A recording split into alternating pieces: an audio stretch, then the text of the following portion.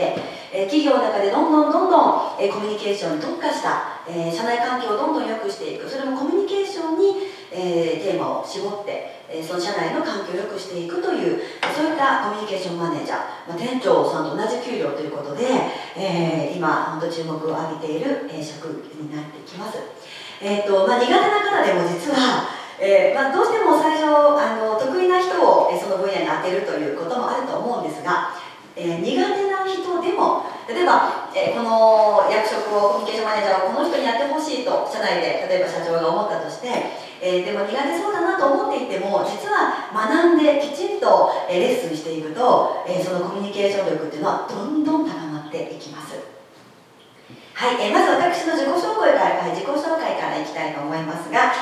九州の佐賀県出身で現在38歳です。24歳で化粧品などの販売をスタートしました。そして30歳の時に会社を作りまして、そこから独立支援に関わることで3000人以上の方々のカウンセリングをさせていただいて、そして今に至っています。4年ほど前に大阪に来まして、移転者の拠点を移しまして、心理学を主に学んで、そこから本格的にカウンセラーとしての仕事をスタートしました。でコミュニケーション向上や、あとはやる気を引き出す、これは子どもたちもそうです。大人だけではなくて子どもたちのやる気も引き出す、というようなことをテーマに、カウンセリングや講座をさせていただいております。で実はこの一番下の方に実家、が風の牧場と書いてますが、佐賀県で、教育ファームというもともと酪農業で150頭の、乳牛をね飼ってるんですが、そこで教育ファームというのをスタートしまして、命の教育、なぜ私たちがいただきますって、食事の前に言うのか、なぜごちそうさまっていうのかってことを食育という形で牧場の脇に小さな教室を作って、そちらで、うちの両親が食育の授業をしてます。なんと牛の前で牛を食べる牧場の中にバーベキュー場も併設して、命の教育というのをやってます。その一緒にですね、今タイアップして、その風の牧場の課外授業という形で大阪でもイベントをさせていただいております。なぜ24歳の時に、販売代理店したかと言いますと、実はその家業が、2億の借金を抱えたんですね。その時狂牛病というのがありまして、とても大きな風評被害でうなずいていただいてありがとうございます。焼肉屋さんも、牛丼屋さんも豚丼に変わり、酪農業界もとても打撃を受けました。ちょうどうちはソフトクリームのフランチャイズを始めてましたので、十数店舗、スタートをしていて、それがどんどん閉店をして、でも工場も作り、牧場の移転もし、2億を超える借金が借金を作った時に狂牛病だったんですね。それでこれは酪農だけでは食っていけないということで、私自身も独立をしまして化粧品販売を始めました。でその中で、牧場の経営も良くなっていって、私自身も、売り上げをどんどん上げて、自分の事業をスタートしていくんですが、自分自身はその中でもやっぱ20代で稼ぎ始めると結構調子に乗ってしまってですねオフィスも4LDK で、なんかこう広いところを借りたり、会社に乗ったり、本当にこう自分自身の自己達成っていうのは20代で大きくさせていただきました。ただ、ふと振り返るとちょうど32歳の時ですね、妹が心の病気になったんです。皆さんの身近にどうでしょう、心の病気っていらっしゃいますか？あまりね、こうピンとこない方もいらっしゃると思いますが、それは壮絶です。ちょっとしたうつだとまだ軽いんですが、そこから統合失調症になっていくと幻覚幻聴が、出てきますので、家族はとても大変です。そういったとても大変な思いを家族も本人もしました。そういう中で、このコミュニケーションに特化したところをもっと学んでいきたいというところから大阪に拠点を移したというところがスタートになります。さて、実際皆さんどうでしょうか？コミュニケーションは得意な方でしょうか？世の中の多くの方の悩みの 90% は実は人間関係によるコミュニケーションだと言われます。コミュニケーションっていうと幅広いと思うんですが、親子関係、夫婦関係、社内の同僚同士、上司部下、何かとどうでしょう、皆さんふと今ある私の悩みトップ3ちょっと思い浮かべてもらって、社長様だとね、どうしても売り上げとか会社の社内になってくると思うんですが、その中でも社内の、人間関係であったりとか、チームワークであったりとか、そこから家庭の人間関係であったりとか、そこにつながってくることも実は多いと思います。その中でここに書いてますが、年間3万人を超える自殺者が出ております。それはね、ご存知だと思いますが、本当こう、日本という先進国の中で、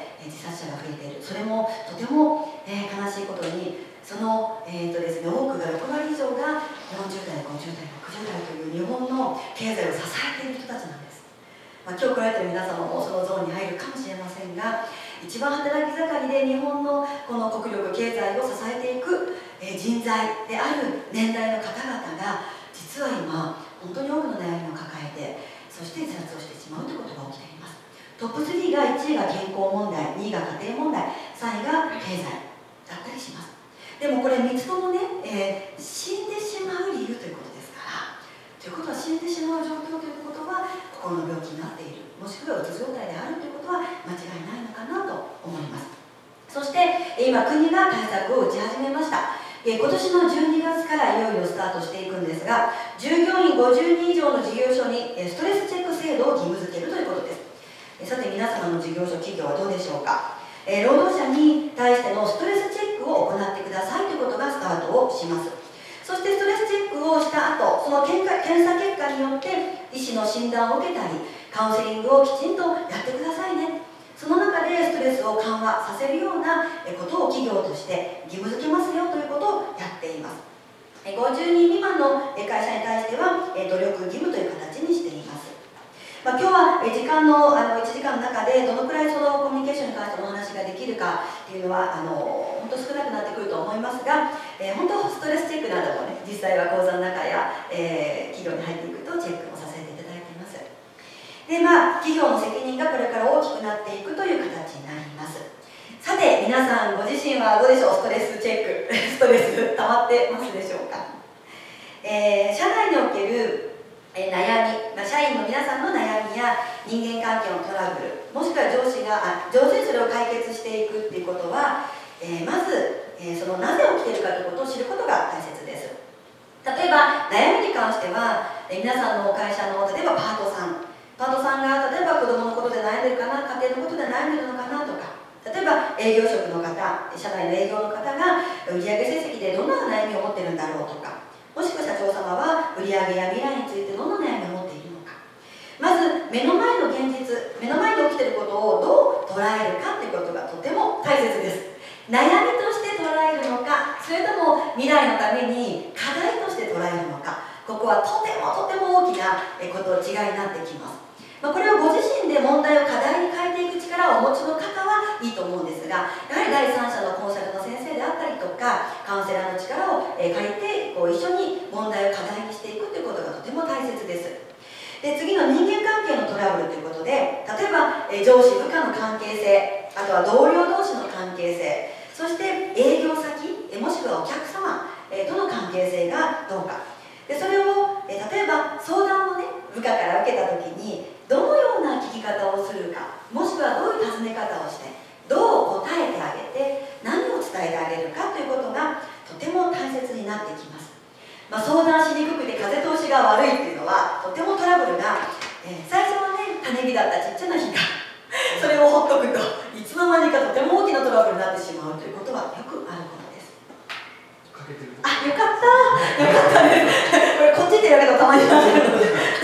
かったです。この欠けてるところがついつい気になる、これも私たちの、脳のメカニズムです。このこともぜひ知っといてください。この欠けてるところに意識がいく、どうしても私たちは 100% 完璧にしたいという、意識が無意識に実は働きます。どうでしょう皆さん、部下のここが悪いとか、もうあいつのここが気になるんだよなとか、もうなんか上司のここが嫌いなんだよとか、僕は嫌いなんだよねとか、自分や周りもしくは会社のこの欠けてるところにだけ意識がとてもフォーカスされる、フォーカシングされるということはよくあります。これね、本能のままに生きていると、無意識で生きると必ずここに意識がいくと私たちの脳はなってます。なので実は意識的にここを見ていくっていうことがとっても大切なんです。特に寝る前です。私たちの寝るときには潜在意識が脳のね、僕の潜在意識が開いていきますので、私たちが見たいものを見ていくっていう景色が変わります。例えばこんなことないですかね。赤い自転車が欲しいと思っていたら街中に赤い自転車がよく目立つとか、例えばこのベンツが欲しいなと思っていたらやたらこのベンツが走ってる、あれこんなに世の中にベンツ走ってたっけとか、そんな風に私たちの目は自分の見たいものに意識がいくという習性を持っています。なので意識をするということはとても脳の構造上大切なことです。ということは特に寝る前の潜在意識が入る、イメージしやすい、ご自身の目に映る世界を変えるためには、この、あるところ、うまくいってるところやできてるところ、これも実は、そうですね、研修の中ではここに大きく時間をかけていきます。どうやって日頃自分たちがいいところやできてるところに意識を向けていくのか。健康経営は幸せな明日と持続可能な社会を作るということで、健康経営、後ほどちゃんと理念をお話をしますが、の基盤を担うのは実は一般家庭であるよというところでお話をしていきます。おそらくこれから、企業はこういったことを考えないといけない時代に入ってるんじゃないかなと思っていますが、従業員の健康増進を重視し、健康管理を経営課題として捉え、その実践を図ることで従業員の健康の維持増進と、会社の生産性向上を目指す経営手法、ちょっと難しいんですけれどね、スッとこう入ってこないんですけども、要するに従業員が健康であれば実は企業の業績は上がるんだよということです。おそらくですね、もう少ししましたら分かってくると思うんですが、会社に来てもちょっと顔色悪そうとか今日機嫌が悪そうとかすると、気を使いますね。いろいろと気を使いますと、例えば本当はこれをやってほしいんだけど、今言うとちょっとこの人機嫌悪いからやめとこうかとか、ね、ありますね。例えば自分の上司に今この人に声かけたらちょっと難しいかなと、本来は今できることをすぐにできないような状況に、例えばスタッフとか皆様がある時になかなかせっかく今すると生産性が上がるのにできないということもあります。こういったことをできるだけなくすということを健康経営の基本としています。根幹にはですね、まず従業員の健康、そして第2に健康的な活動のもとになる健康的で充実した家庭生活というところを実は私サポートをさせていただいています。そうなんです。病院もね、実は病院で働く人、看護師さんとかお医者さんってみんな健康だと思ってる方多いんですけども、実際全くそんなことはなくて、私がですね、指導している時にでも、うつのスタッフ、看護師はすごく多かったですね。薬を飲みながら仕事をしているっていう現状です。そうしますと、うつだというのを私管理職1人が知っているので、スタッフは知らないわけですね。そういったうつのスタッフをどうやって自分がではモチベーションを上げたりしてやっていくかというのは非常に困難だったので、そのあたりを上手にしていく方法というのはないものかなと思っていました。こういった現状があるというのをちょっと知っておいていただきます。で、何らかの不調というと、じゃあちなみにどういったことが、仕事とか健康、なんとなく分かりますね。お仕事がうまくいっていないとか、会社の業績がどうかであるとか、そういったことプラス、健康というのは先ほどそこに羅列したようなことですね。ちょっとした頭痛とか胃の不快感とかうつとか、なかなか病気とまでなかなかいかないところ、こういったところを心配する。もう一つですね、大事な要素、家庭になります。仕事はうまくいっている、健康もいい、でもなんとなくこの人しんどそうという時の大半の原因は家庭にあります。で、実際ですね、この後出てくるんですけども、この家庭というところが非常に分かりづらく、なかなか言いづらいプライベートなところですので、ここに立ち入ることがなかなか上司でもできないわけですね。で、スタッフも言いたくないんですね、家庭のことは。一生懸命自分を大丈夫ですと見せたいがために頑張るんですけども、その原因の3分の1は家庭にあると言われています。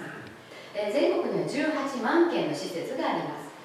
でですね、多いと思われますか？いかがでしょうか。18万件、2億ぐらいの人口がいる中で18万件、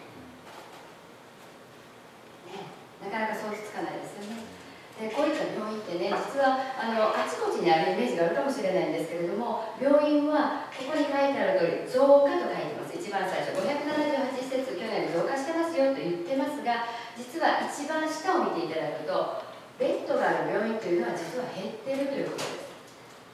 す。25施設減っている。数字は覚えなくても結構ですが、ちょっと現状を知っておいてくださいませ。で、一般診療所、よく言うクリニックとか診療所、こちらも増加です。ところが少し下を見ていただくと、ベッドを持っている診療所というのは実はもうかなり減少しています。何が言えるかと言いますと、歯医者さんは増えてますけどね、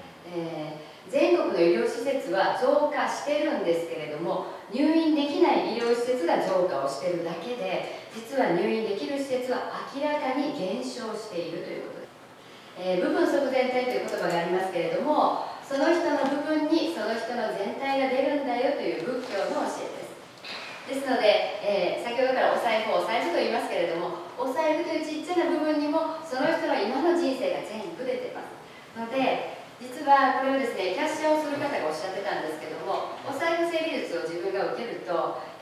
お客様が前に並びますね。そしてお金を出しますね。ああ、この人ね、大変なんだろうなというのが分かってくるっていうんですね。そうすると、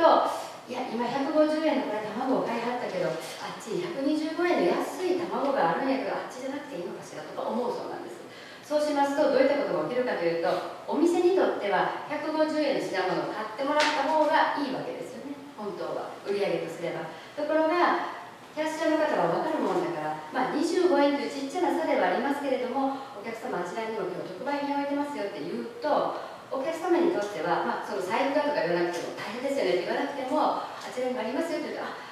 お客様にしたら親切にしていただいたという印象のようです。そうすると、キャッシャーの方、そのキャッシャーの方のところに並ぶんです、皆様が。次から。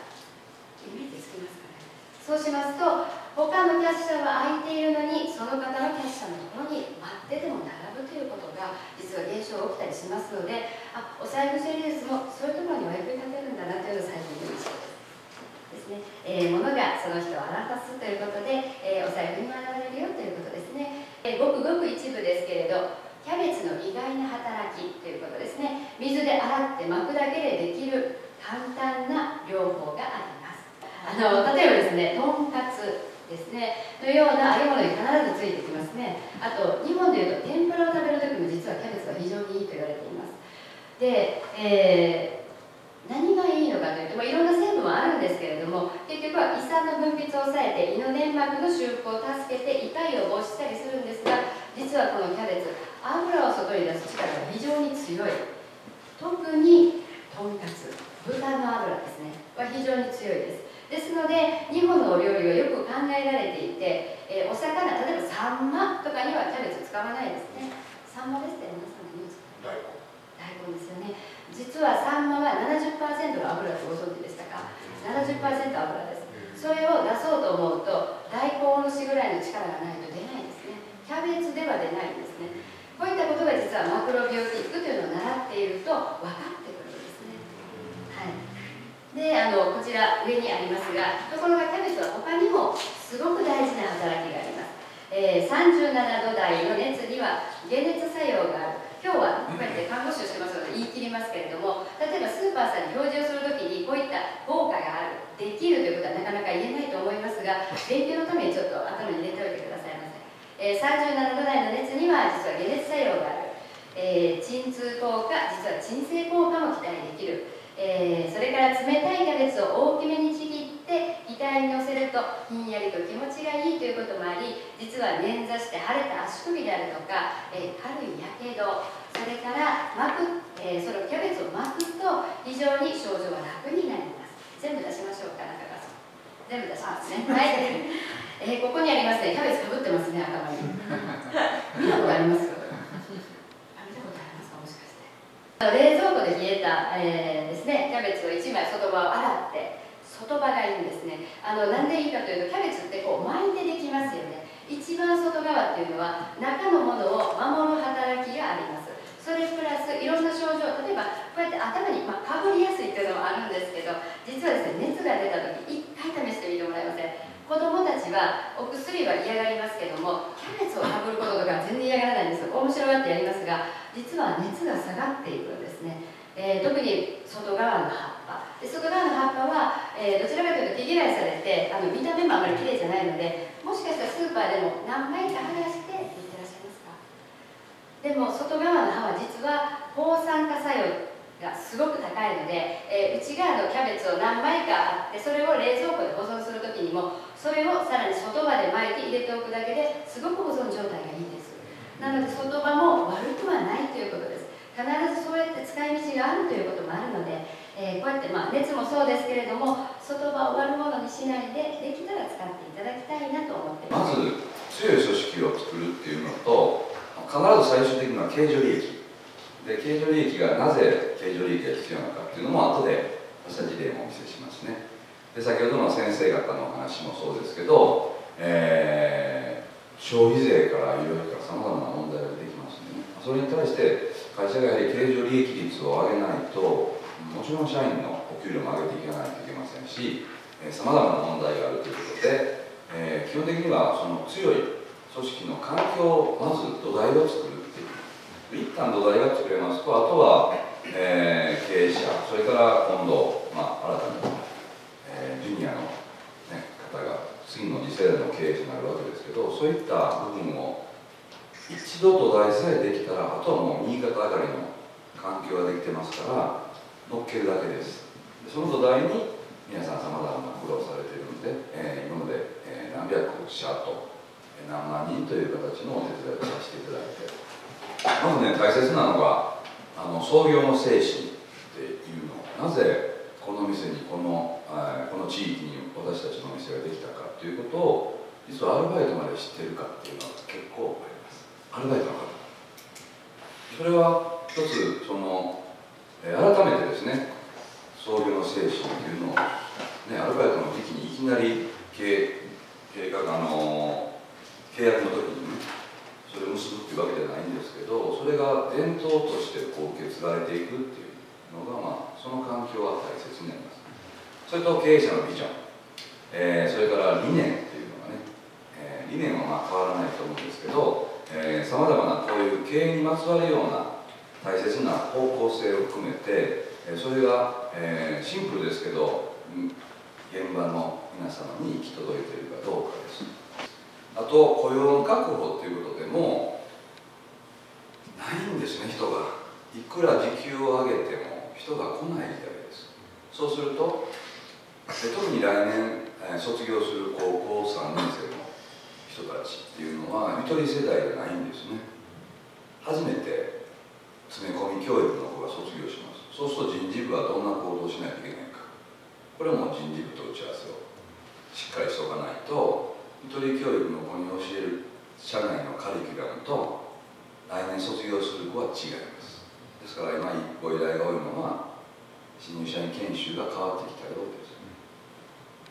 来年ね、卒業する子、それから大学生もそうですよね。こういうような形で、2年生も含めて、4年生も含めて、その時に応じた今起きている社会の現象に適したカリキュラムを作っていく、そしてモチベーションをどう上げるかっていうのが非常に大切になります。だから店長さん大変よね。もうさまざまな、だからね、同じテーマを持ってね、店長がトレーナーがこれやるよって言った時も、ゆとり教育の子はまずね、その説明からしないといけないんですね。なんでですか、こんなんしないといけないんですか。ひどいとこなんか笑顔でおもてなしで、利他の精神でお客様が喜ぶことが私たちの喜び、なんでですかって言うからねなんで私たちが喜びで自分の喜びにならないといけないかと。262の原則ってありまして、2割が使命感、6割が責任感、2割は義務感で働いてるんですけど、この義務感をなくしたいんですね。何らかの理由で、仕事をですね、嫌々されてる方もいらっしゃいますし、家庭の先ほどの話でいくとね、家庭環境がうまくいかなくて、もう今日はしんどくてもう嫌々仕事に来たんだよっていう方もいらっしゃいます。ただ、最終的にはこの使命感、あとは責任感、できたら使命感があふれるような、8割ぐらい使命感にあふれるような社員をつなぐと、一番楽なのはもちろん経営者、それから一番楽なのは店長さん。導入した店長さんはみんな楽って言います。楽になったら、あとはマーケティングよね。競合店調査から分析をして、新しい毎週の方向性を出すっていう、いわゆる52週戦略ですけど、そういうようなことを語るんですね。だから空いた時間の有効活用のリーダー様が何をするかっていうのも、中でね、あります。老朽化を起こして、そこでさっきも言ってましたけど、社員にせっかくのチャンスです、休みの。全社員が休めるチャンスだからね、店をリニューアルするとき。そこで最高の教育っていうのがあります。さっき彼のね、手伝ってもらってますけど、新入社員研修もそうですけど、そのリニューアルの研修は全員使命感マックスです。やる気がある人もない人も、最後終わる頃には使命感100を超えています。ということは、自分のお店と思ってるんですよ。パートさん、アルバイトが自分の店です。だから経営者感覚まで持っていくことをお勧めします。特に店長さんが一番大切になります。店長の思いだからめっちゃ打ち合わせします。店長で細かく打ち合わせして、それこそトレーナーさんと要は教育する人はめっちゃ打ち合わせをして、でそのシナリオがあるんですね。僕がここで喋るのもあなたがじゃあそこで喋るのもこんな細かい打ち合わせもします。目線はこうでとか、この時にこのタイミングで模造紙を出そうだとかね、こんな細かい打ち合わせも、心の描写をプロセスを事前に打ち合わせをしてそこで作っていくということですね。だって最後2日間かけても通常3日ぐらいかけてるんですけど、最後終わったら全員がもう自分の店と思うのが目的だよね。我々その研修、そこが重要ですね。各部門の責任者ですね。で通常店長さんはこのリーダーさんとのコミュニケーションを強めています。次にサブ副店長さん。副店長さんはあと残り全部です。全員です。で特にトレーナーさんいらっしゃるのね。ここのチーフなんですけど、実はここに女性のリーダーですからチェッカーさんというのがね多いんですけど、これが出来上がりです。最強の店長さんは通常チーフとコミュニケーションを取ります。で副店長とコミュニケーション、そして女性のトレーナーさん、要はこの極端に言えばこの3人ですね。この3人とコミュニケーションを取ってたらほぼ大丈夫です。なぜならば、こちらの全員が副店長さんが面倒見るわけなんですけど、ここでの問題点とか、やる気も含めてさまざまな情報が副店長のところに集まるように仕掛けます。でこちらは男性が多いですよね。個性の強い男性が多いです。それは店長がコミュニケーションを取ります。でなぜ女性がここにあるかっていうと、女性の悩みとか愚痴とかは、この中にいらっしゃるんですけど、大体ここに集まっていくようになってるんですね。一般的な話です。女性のリーダーに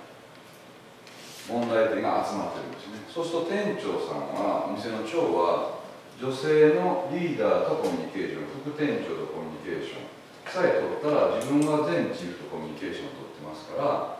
大体会社の状況が分かります。ここで大事なのが、この組織の中にここに、例えば300人いても全然問題ないと言われるんです。ここを押さえる。それぞれのセクションをこう作っていくんですね、サブとか。で今進展がもしできた時は、この店長さんがスライドしても、あと店舗移動ってあるんですね、時々。これ店舗移動するんですけど、この副店長さんは全員とつながってます。だからこの人がスライドして店長になっても数字は変わらないんですね。これリニューアルの時もそうなんですけどね。このチーフさんとのつながりを副店長さんは次取らなければいけないんですけど、このコミュニケーションを取るのってそんなに難しくないです。店長があらかじめコミュニケーションを取ってるし、実際には横で見てるからね。で女性の意見っていうのを一緒に聞いていきます。ですからそのままスライドしてもなぜ数字が変わらないのかっていうのは、こういうポジションでいてスライドしていっても全然大丈夫ですよですね。あとは副店長が店長になる、これのさっきのカリキュラムの中に副店長が店長になったら勉強するのは全チーフとの勉強会、いわゆる部門の指導やね。成果や肉や魚のことを知らないんだけど、副店長が店長になった時でも、どんな勉強をしたらいいのという形です。ですからこの中身がですね、コミュニケーションのあり方ということで、経営数字が落ちないやり方っていうのは、でここがどんなことを学ぶかです。社内の、これは女性ですからね、トレーナーさんが入って実際に教育の中身、それが、コミュニケーションとかね、